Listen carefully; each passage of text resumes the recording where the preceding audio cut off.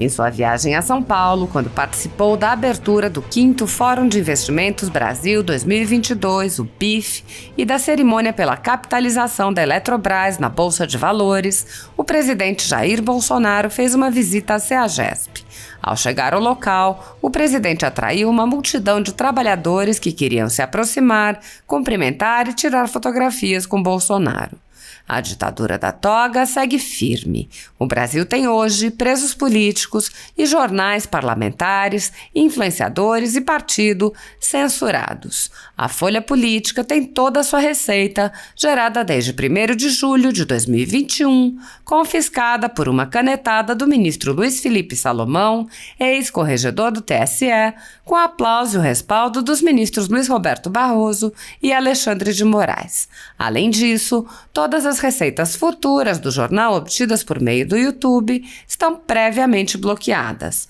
Há mais de 11 meses, todos os rendimentos do jornal estão sendo retidos sem justificativa jurídica. Anteriormente, a Folha Política teve sua sede invadida e todos os seus equipamentos apreendidos a mando do ministro Alexandre de Moraes. Mesmo assim, a equipe continuou trabalhando como sempre, de domingo a domingo, dia ou noite, para trazer informação sobre os 3 poderes e romper a espiral do silêncio imposta pela velha imprensa, levando informação de qualidade para todos os cidadãos e defendendo os valores, as pessoas e os fatos excluídos pelo mainstream, como o conservadorismo e as propostas de cidadãos e políticos de direita. Se você apoia o trabalho da Folha Política e pode ajudar a evitar que o jornal seja fechado, pela ausência de recursos para manter sua estrutura, cumprir seus compromissos financeiros e pagar seus colaboradores, doe por meio do Pix, cujo QR Code está visível na tela, ou por meio do código ajude@folhapolitica.org. Caso não utilize Pix, há a opção de transferência bancária para a conta da empresa Raposo Fernandes, disponível na descrição deste vídeo e no comentário fixado no topo. A Folha Política atua quebrando barreiras do monopólio da informação há 10 anos e, com sua ajuda, poderá se manter firme e continuar a exercer o seu trabalho. Pix ajude@folhapolitica.org. Assista!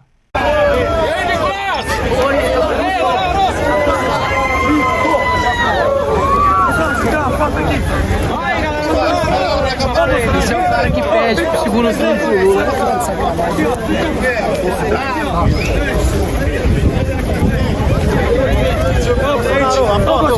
Vai mandar uma ruína lá Mato Grosso.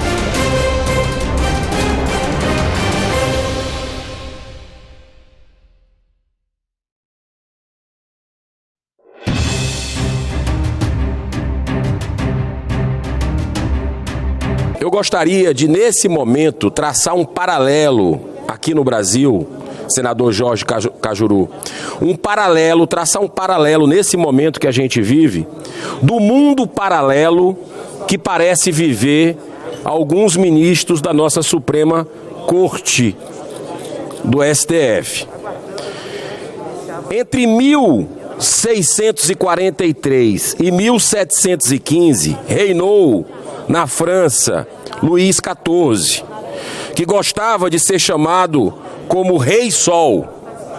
Foi o auge da monarquia absolutista, com a máxima centralização do poder político, e que seria derrubada em 1789 com a Revolução Francesa, que teve a inspirada bandeira Liberté, Égalité, Fraternité. Liberdade, igualdade, fraternidade.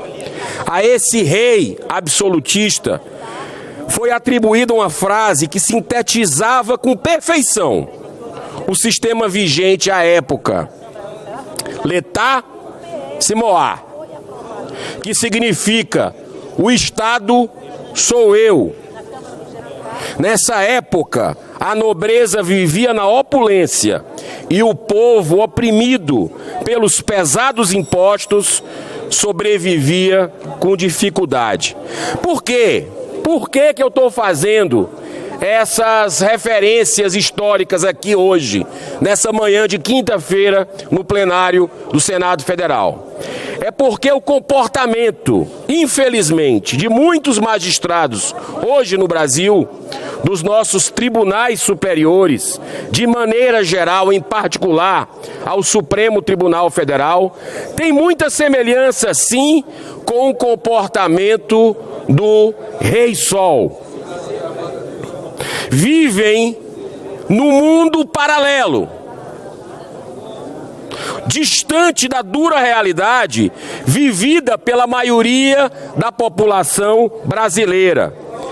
Agem como se não devessem prestar conta de seus atos a ninguém. Vivem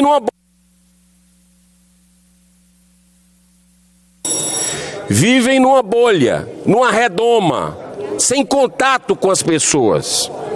Deveria ser assim, mas infelizmente existe um contato politizado, fugindo às suas atribuições, que é defender, ser o guardião da Constituição Federal. Mas são os primeiros, alguns ministros, são os primeiros a desrespeitarem a Constituição e a atacarem a democracia.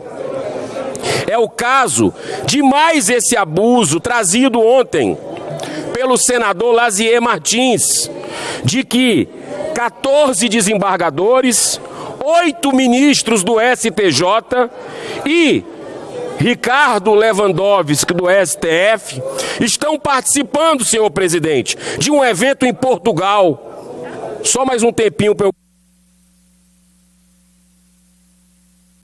Participando de um evento em Portugal, hospedados em hotel luxuoso à beira-mar, com diárias de mais de R$1.000. Agora, o mais estranho de tudo, o mais escandaloso de tudo, tudo pago por empresas que têm demandas judiciais que ultrapassam 8 bilhões de reais e que estão sob a relatoria, acredite se quiser, desses mesmos ministros.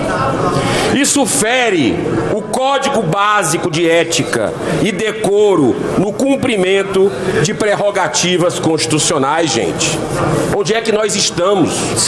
Senador Girão, para concluir. Por gentileza. Para concluir. Onde nós estamos, senhor presidente? Eu peço um minuto para terminar o meu discurso. É bom lembrar que recentemente os ministros Dias Toffoli e Gilmar Mendes estiveram exatamente em Portugal, quando num evento público fizeram a grave declaração de que o Brasil já vive um regime semipresidencialista com o poder moderador exercido pelo próprio STF.